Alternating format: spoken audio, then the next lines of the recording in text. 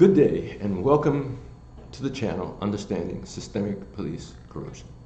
I'm retired Police Lieutenant Samuel Clark. Today I will discuss police corruption and political corruption because they work together. Police corruption and political corruption are two sides of the same coin. They need each other to survive. Police corruption would not last very long without the support or complacency of elected officials. So many elected officials only react after highly publicized incidents of police corruption occurs. Elected officials sometimes have much to say, but are unwilling to use their power and authority to initiate meaningful change. Not counting the rare exceptions, elected officials rarely take serious action to enact legislation that would control police corruption. When that well-intended exception occurs, it is inadequate to solve the problem. The new legislation doesn't address the root causes of systemic police corruption. Similar to the reactions and responses of upper management police supervisors, elected officials claim ignorance about the magnitude of the problem. They offer eloquent and appealing words while doing nothing meaningful. Let me provide one example, and there are several others, detailing how this police and political corruption works.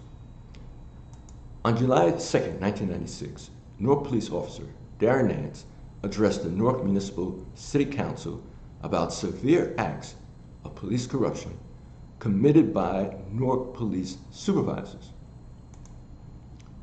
You can see a transcript of that speech.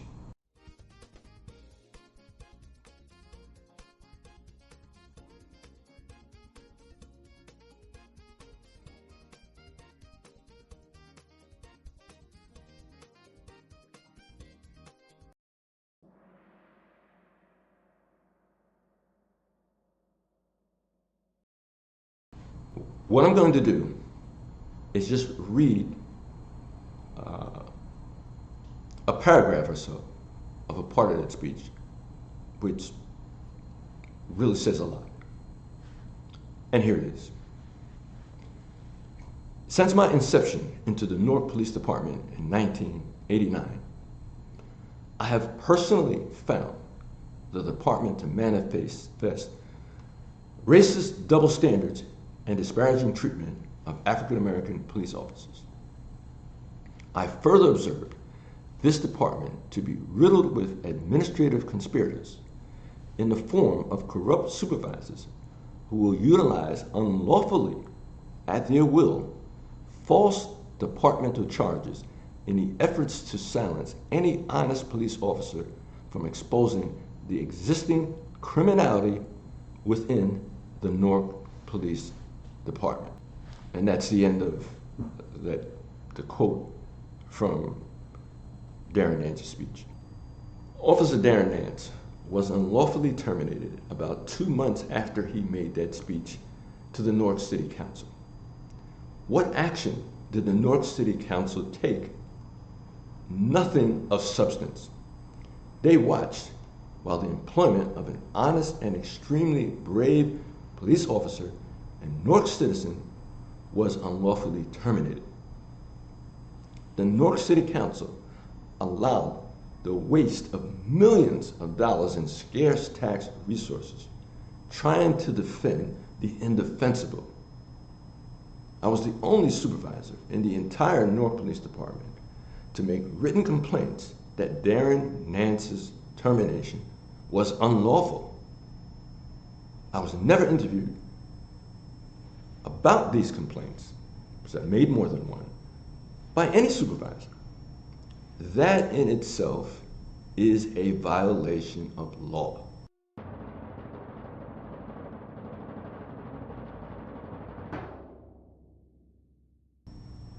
The litigation lasted 14 years in federal court 14 years before it was decided by the jury. The case number is on the screen. You can easily research it, so you don't have to take my word. The jury confirmed that that termination was in fact unlawful. Now that jury verdict sheet is posted on the screen.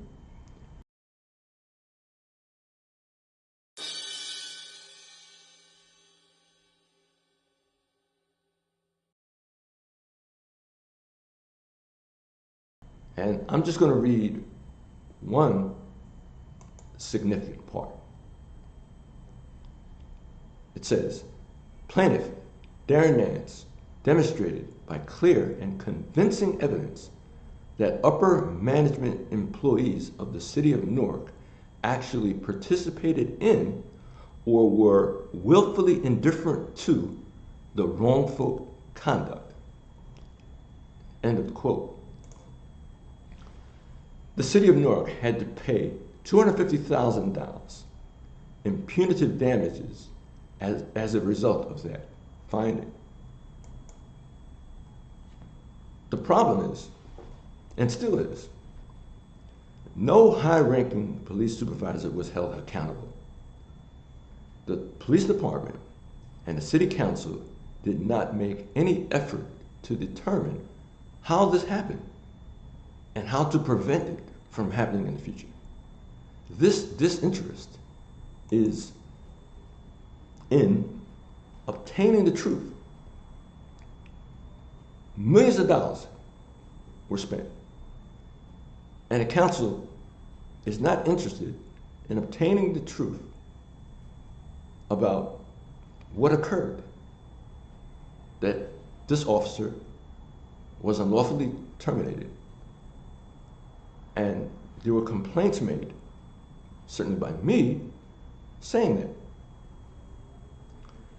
This incident occurred when he was unlawfully terminated during the Sharp James administration.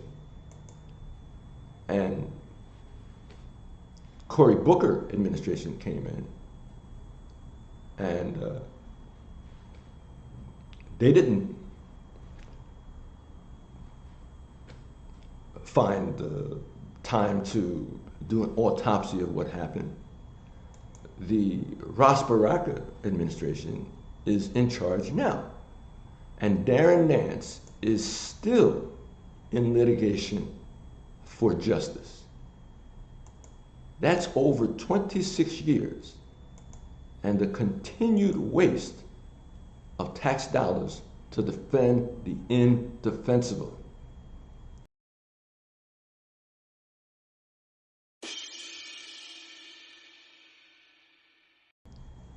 I have to ask, is this some massive kickback scheme involving law firms hired by the city of Newark? So it's apparent, or it should be apparent, that police corruption can only exist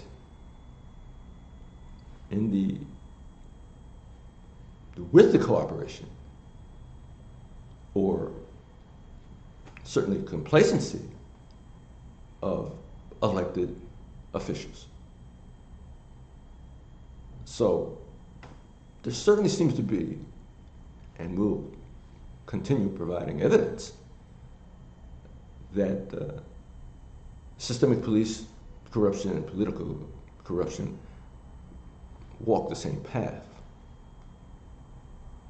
And certainly so much for the few rotten apples at the bottom of the organization.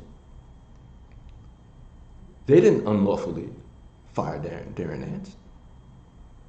Had nothing to do with unlawfully firing Darren Nance. And again, I was the only supervisor who wrote reports, complaints, that this officer was unlawfully terminated. I wasn't interviewed. which is another violation of the law. I testified in state court under oath that he was terminated unlawfully before the jury decision. So I'm testifying under oath. If I'm lying, that's perjury. This is everyday occurrences throughout the country. And we will point that out here in this channel. So, like, subscribe, definitely share. And you're only going to get this information from this channel. And you don't have to take my word. There's documentary evidence provided.